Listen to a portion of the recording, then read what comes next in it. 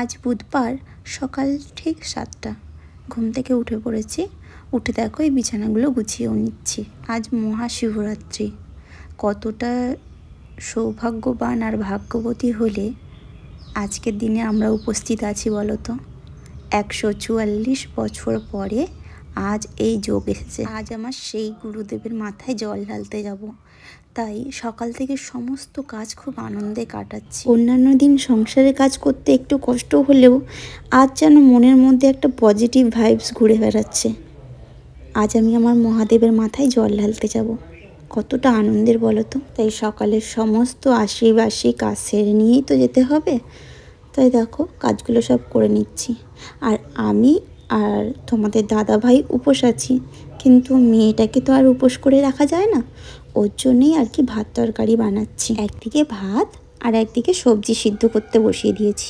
চলো এই ফাঁকে জামা কাপড়গুলো কেচে নিই। আমার সোনা মা জানো তো মহাদেবের প্রচণ্ড ভক্ত। তো ও সকাল থেকে বলছে মা আমি মহাদেবের মাথায় জল ঢালবো। তো আমি বললাম হ্যাঁ ঠিক আছে ঢালবি, আমরা যখন ঢালবো তখন তুইও ঢেলে নিস। আজকের ওয়েদারটা কি ভালো দেখো, কতটা সুন্দর ওয়েদার।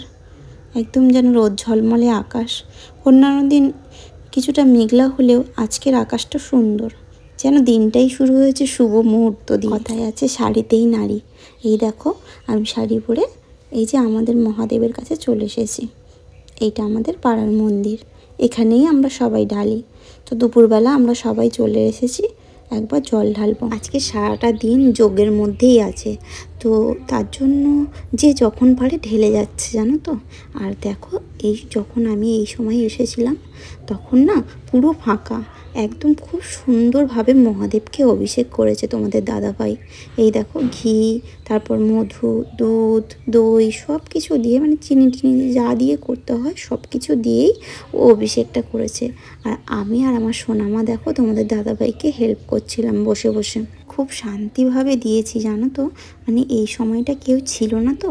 আর সেই সময় গিয়ে আমরা সবাই মিলে দিয়েছি, মানে আমি, আমার শাশুড়ি মা, তোমাদের দাদা ভাই, মেয়ে সবাই মিলে দিয়েছি। খুব শান্তিভাবে দিয়েছি।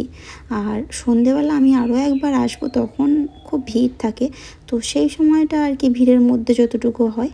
কিন্তু এই যে অভিষেকটা করেছে তোমাদের দাদা ভাই তখন কিন্তু কেউই ছিল না। ওম নমঃ শিবায়। তোমাদের দাদাভাই এই দেখো দুধ ঢেলে দিচ্ছে মহাদেবের মাথায়। আর আমি আর আমার সোনামা বসে বসে ওই যে শাঁখ বাজাচ্ছি, আর আমার সোনামা আমার সাথে খেলা করছে। এই দেখো এটা হচ্ছে আকন্দ ফুলের মালা তোমাদের দাদাভাই পরিয়ে দিচ্ছে মহাদেবকে। তোমাদের দাদাভাইয়ের আজকের দিনেও ছুটি নেই জানো তো। মানে কি বলবো, ও উপোস করেও যে কাজ করছে কতটা কষ্টের বলো তো। এই যে ও জল ঢেলে দিয়ে এবার ও কাজে বসে যাবে। তো আমরা তো সারাদিন ঘরেই থাকি, তবে ওর প্রচণ্ড কষ্ট হয়ে যায়। আর এই দেখো সোনামা ওর বাবার সাথে পুজো দিচ্ছে। আমি আমার সোনামাকে না আমাদের ধর্ম নিয়ে শেখাতে চাই, আমাদের সংস্কার নিয়ে শেখাতে চাই, আর পুজো মন্দির সমস্ত কিছু ওকে শেখাতে চাই। তাই ছোট্টবেলা থেকে আমি আর ওর বাবা চেষ্টা করি ওকে আমাদের সাথে সাথে আমাদের ধর্মের সমস্ত কিছুটা জানাতে। এর আগেও একটা ভিডিওতে তোমরা দেখেছো যে আমি পুজো দেওয়ার সাথে সাথে সোনামা কেমন ছুটে এসে প্রণাম করতে। ছোট্টবেলা থেকে এই সংস্কারগুলো আমি ওকে শেখাতে চাই, যাতে বড় হয়ে ও এগুলো নতুন না মনে হয়, এগুলোর সাথে সাথেই বড় হতে থাকে।